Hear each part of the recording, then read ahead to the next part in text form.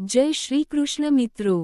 શુદ્ધ ગુજરાતીમાં રક્ષાબંધન માત્ર ભાઈના હાથમાં રાખડી બાંધવાનો તહેવાર નથી। આ દિવસ છે ભાઈ બહેનના પ્રેમ, વિશ્વાસ, લાગણી અને એકબીજાની રક્ષા કરવાનો સંકલ્પ કરવાનો।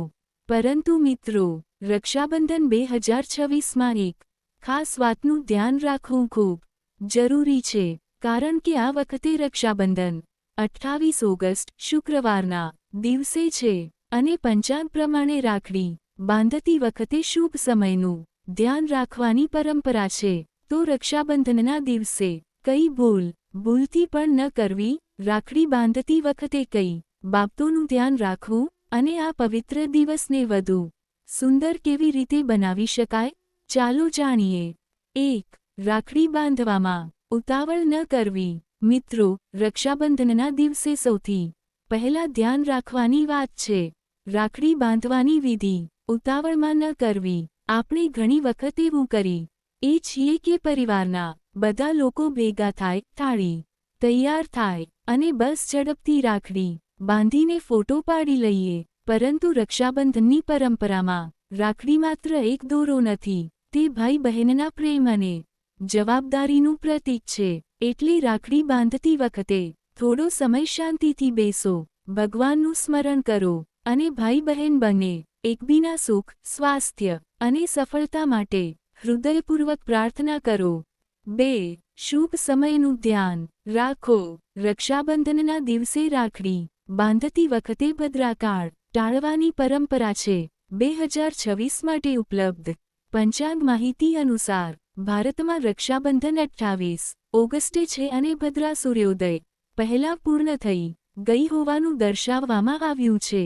ચોક્કસ સ્થાનિક મુહૂર્ત તમારા શહેર પ્રમાણે તપાસવો યોગ્ય રહેશે। એટલે મિત્રો, માત્ર સોશિયલ મીડિયા પર જોયેલા કોઈપણ સમય પ્રમાણે રાખડી ન બાંધો। તમારા વિસ્તારનું પંચાંગ અથવા વિશ્વસનીય સ્થાનિક મુહૂર્ત તપાસો, કારણ કે શહેર પ્રમાણે સૂર્યોદય અને મુહૂર્તના સમયમાં થોડો ફરક હોઈ શકે છે। 3. રાખડીની થાળી શ્રદ્ધાથી તૈયાર કરો। હવે વાત કરીએ રાખડીની થાળીની। રાખડીની થાળીમાં તમારી પરંપરા પ્રમાણે રાખડી, કંકુ, ચોખા, દીવો, મીઠાઈ અને ભગવાનને અર્પણ કરવા યોગ્ય વસ્તુઓ રાખી શકાય। સૌથી મહત્વની વાત એ છે કે થાળી મોંઘી હોવી જરૂરી નથી, ભાવના સાચી હોવી જોઈએ। બહેન જ્યારે ભાઈના કપાળે કંકુ અને ચોખાનું તિલક કરે છે, રાખડી બાંધે છે અને ભગવાનને પ્રાર્થના કરે છે, ત્યારે તે માત્ર એક વિધિ નથી કરતી, પરંતુ પોતાના ભાઈ માટે પ્રેમ અને શુભેચ્છાની લાગણી વ્યક્ત કરે છે। 4. આ ભૂલથી પણ ન કરવી જૂના ઝઘડા યાદ ન કરવા। મિત્રો, હવે આવી વાત છે કદાચ સૌથી મહત્વની છે। રક્ષાબંધનના દિવસે જૂના ઝઘડા, મનદુખ અને ફરિયાદો ફરીથી યાદ કરીને વાતાવરણ ખરાબ ન કરશો। ભાઈ બહેન વચ્ચે નાની મોટી નોકઝોક થવી સ્વાભાવિક છે। ક્યારેક બાળપણના ઝઘડા મોટા થયા પછી પણ મનમાં રહી જાય છે, પરંતુ રક્ષાબંધન આપણને એક સુંદર તક આપે છે જૂની વાતો છોડવાની। જો કોઈ વાતને કારણે મનદુખ હોય તો આ દિવસે એકબીજાને પ્રેમથી કહો, ચાલ, જે થયું એ ભૂલી જઈએ। ક્યારેક એક નાનું વાક્ય વર્ષો જૂનું અંતર દૂર કરી શકે છે। 5. રાખડી પછી વડીલો ના આશીર્વાદ લો। રાખડી બાંધ્યા પછી માત્ર ભાઈ બહેન સુધી વાત પૂરી ન કરો। ઘરના વડીલો હોય તો તેમના આશીર્વાદ લો, વડીલોને માન આપો, પરિવાર સાથે મળીને ભગવાનનું સ્મરણ કરો, કારણ કે ભારતીય પરંપરામાં તહેવારોનો અર્થ માત્ર પૂજા નથી, તહેવારોનો સાચો અર્થ છે પરિવારને સાથે લાવવો।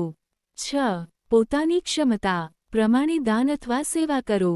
રક્ષાબંધનના દિવસે જો શક્ય હોય તો તમારી ક્ષમતા પ્રમાણે કોઈ જરૂરિયાતમંદ વ્યક્તિને ભોજન, અનાજ, કપડાં અથવા ઉપયોગી વસ્તુ આપી શકો છો। પરંતુ મિત્રો, દાન ક્યારેય દેખાડા માટે ન કરો। નાની સેવા પણ મોટી બની શકે છે। કોઈ ભૂખ્યા વ્યક્તિને ભોજન કરાવવું, કોઈ વૃદ્ધની મદદ કરવી, કોઈ જરૂરિયાતમંદ બાળકને ઉપયોગી વસ્તુ આપવી, આ બધું પણ માનવતાની સુંદર સેવા છે।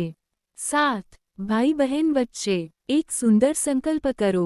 આ રક્ષાબંધન પર માત્ર રાખડી ન બાંધો. એક સંકલ્પ પણ કરો. બહેન કહી શકે, સુખ હોય કે દુઃખ, હું તારી સાથે રહીશ. અને ભાઈ કહી શકે, હું તારી ખુશી અને સન્માનનું હંમેશા ધ્યાન રાખીશ. આ જ રક્ષાબંધનની સાચી ભાવના છે. કારણ કે રક્ષા માત્ર ભાઈની જવાબદારી નથી. એકબીજાની લાગણી, સન્માન અને ખુશીની રક્ષા કરવી એ બંનેની જવાબદારી છે. અંતિમ સંદેશ. તો મિત્રો, રક્ષાબંધન 2026ના દિવસે આ વાતો યાદ રાખજો. રાખડી ઉતાવળમાં ન બાંધો. તમારા વિસ્તારનો શુભ સમય તપાસો. રાખડીની થાળી શ્રદ્ધાથી તૈયાર કરો. જૂના ઝઘડા અને મનદુઃખને ફરીથી ન જગાવો. વડીલોના આશીર્વાદ લો. પોતાની ક્ષમતા પ્રમાણે સેવા અથવા દાન કરો. અને સૌથી મહત્વનું, ભાઈ બહેન વચ્ચે પ્રેમ અને સન્માન જાળવવાનો સંકલ્પ કરો. યાદ રાખજો મિત્રો, રાખડીનો દોરો હાથ પર થોડા દિવસ રહે છે, પરંતુ ભાઈ બહેનનો પ્રેમ આખી જિંદગી રહે છે. આ રક્ષાબંધન પર મોંઘી ભેટ કરતાં એકબીજાને સમય આપો, પ્રેમ આપો અને સન્માન આપો. એ જ સૌથી મોટી ભેટ છે. અંતિમ CTA. જો તમે પણ તમારા ભાઈ કે બહેનને દિલથી પ્રેમ કરો છો, તો કોમેન્ટમાં લખજો, મારો ભાઈ બહેન હંમેશા ખુશ રહે. જય શ્રી કૃષ્ણ. આ વિડિયો તમારા ભાઈ બહેન સાથે જરૂર શેર કરજો. અને આવી જ ધાર્મિક, આધ્યાત્મિક અને જીવન ઉપયોગી ગુજરાતી માહિતી માટે કવર નિમેષ ચેનલને લાઇક, શેર અને સબસ્ક્રાઇબ કરવાનું ભૂલતા નહીં. જય